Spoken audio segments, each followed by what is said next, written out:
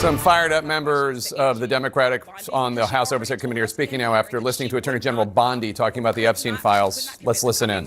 To our lawful subpoena in a deposition. So instead I asked Chairman Comer if he would compel her to come to our deposition. If she did not come, would he force her to, or if he would move for contempt hearings as he did for other people who did not respond to our subpoena. Instead of answering as an adult, he said that I was bitching, which is again, something that would not be allowed if we were operating under the rules of this committee, because engaging in personalities is actually something that we are not able to do. If C-SPAN and the public were there, I'd imagine that he would not act that way.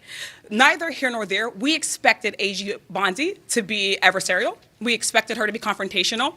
And we expected her to not offer us much information. But that's why I introduced impeachment articles, because she has already been obstructing justice. She has already weaponized the DOJ.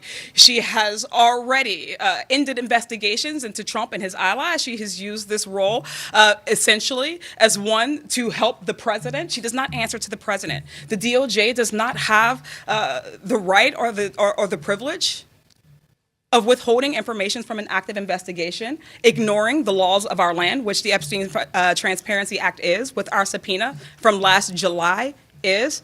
And the oversight Dems will continue to press for accountability. We'll continue to press for justice for survivors while also keeping them centered in this. So at the end of the day, we are still here seeking answers for women, for girls, and for the American public who has demanded justice, who have demanded answers to this, and whether or not they will pretend that the documents that they've given us is enough, we already know that they have not complied, and we are asking other people to make sure that we do not let them off the hook right now. So we look forward to her on-the-record deposition with our committee in response to our lawful subpoena. I'm going to say a few more things, and I'm going to open up for questions, and if anyone wants to answer the questions. So just as a review, I think it's very important. This fake hearing, we found out about it yesterday with no time to prepare, with no format given to us. We had no idea what the even format was going to be until just an hour or two before this kind of fake hearing that was set up. And it was clear from the minute it started that the Attorney General is trying to evade and not attend the mandated subpoena that is put in place. We asked her that question. Multiple members asked her the question. She would not respond. She said she'll continue to follow the law. That is not a response. She has a subpoena in place by Chairman Comer. If there's any questions, I'll take those now. Sir, aside from the questions about the deposition, which I gather was one of your major focuses, what else have you guys been asking her about? What else has the conversation in the room been about? Because I know you all said you had a lot of questions. I'm going to let Congressman Lynch. Sure. Yeah. And I support everything that's been said by my colleagues. Remember, our desire to get the Attorney General and Todd Blanche under oath is because we've been faced with lies from the very beginning. Go back to February 21st, 2025. Pam Bondi told us and told the public that the files, the Epstein file client list was on her desk. But then we found out that was a lie. Then she told us that on July 25th, 2025, she said, there's no need for any more disclosure on any of these Epstein files. Then we found out later there's 6 million documents. They give us 3 million of those. And now we find that we can't get access to a lot of that information because it's so heavily redacted. And then finally, with much pressure from the court. We're going to take a quick break from covering that press conference to bring in Democratic Congresswoman Melanie Stansbury of New Mexico, who serves on the House Oversight Committee. So, Congresswoman, your fellow Democrats seem pretty fired up. What happened behind closed doors?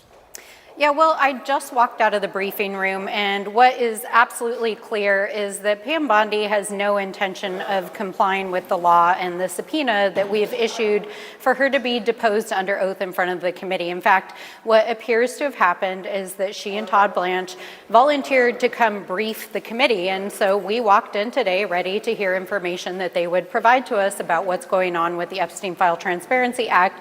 And basically, they said, we've released what we're going to release, and now you can ask me questions. And there was no oath, there were no cameras, the American public were locked out of the room, and it was clear that they were not prepared to answer questions about compliance with the law.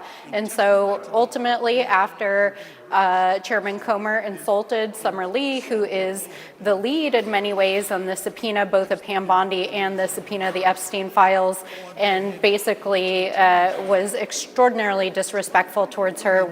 The Democrats walked out of the room because we're not going to play their games. So just to be clear, the Transparency Act about the Epstein files, that required all of the files to be released by, I think it was in December. And there's something like 6 million of them. About 3 million have been released, 3 million have not.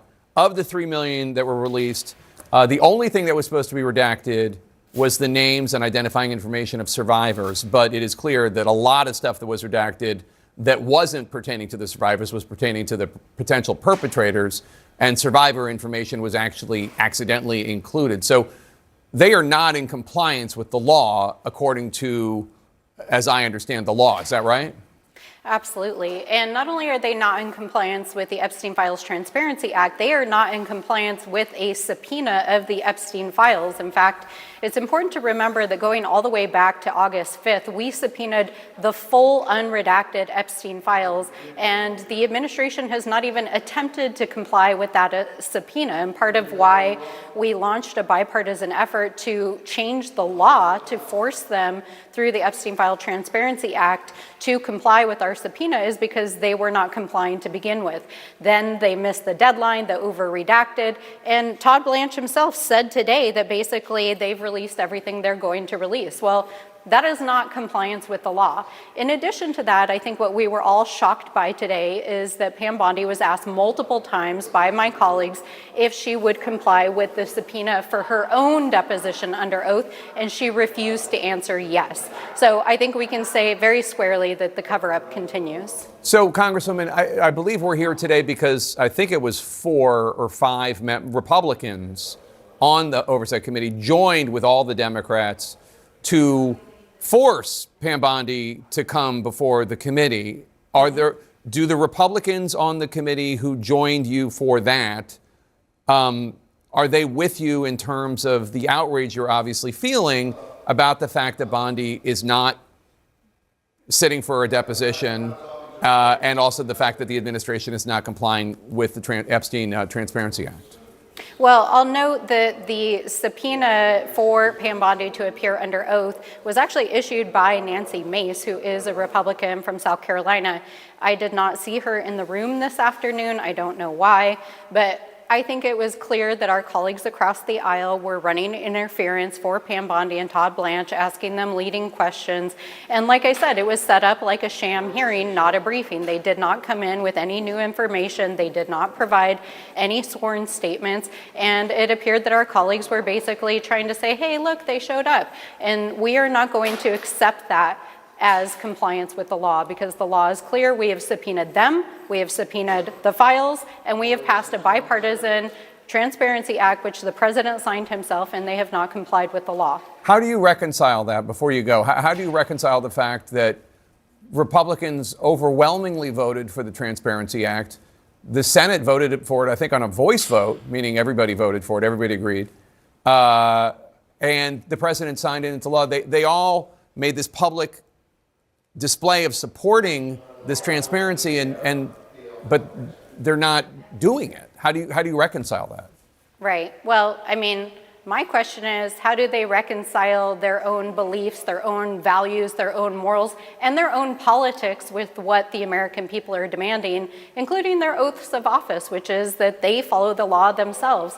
So I think it's very clear the American people overwhelmingly are demanding justice for the survivors. They want accountability. They want perpetrators to be held accountable, and they can't run from that. And neither can the president. In fact, the questions are not going to end, whether it's questions about his own accusers, which have been covered up in the files, or it's the handling of this case. The American people are not going to let this go. And I think that my colleagues understand that, and that's why they have joined us on occasion to hold them accountable. But it is very clear that the Trump administration is doing everything that they can to run from this, and we are going to hold them accountable.